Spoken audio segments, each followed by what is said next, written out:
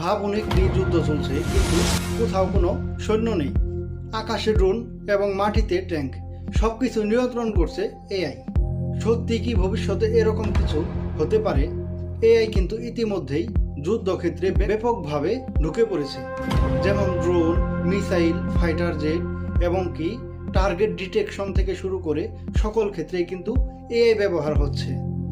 আজকের দিনে অনেক ধরনের ড্রোন নিজের টার্গেট নিজেই খুঁজে নিতে পারে, মানে মানুষ শুধু কমান্ডো দেয় আর বাকিটা করে এআই।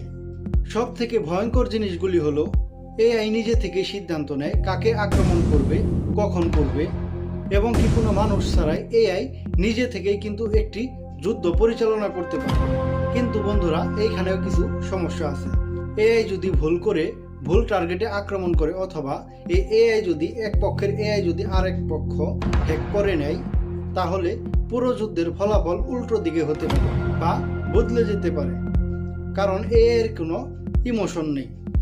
ভবিষ্যতে এরকম হতে পারে আমরা শুধু এআই ভার্সেস এআই যুদ্ধ দেখব, মানে মানুষ শুধু দেখবে আর যুদ্ধ করবে এআই ভার্সেস এআই, অথবা শুধু মেশিন গান দিয়ে। তাহলে আপনার মনে কি প্রশ্ন জাগতে পারে, এআই কি সত্যি সত্যি যুদ্ধ চালাতে পারবে, নাকি মানুষ এই এআই এর নিয়ন্ত্রণ নিজের কাছেই রাখবে? আপনার কি মনে হয়, এআই যুদ্ধ কি আমাদের জন্য সেফ?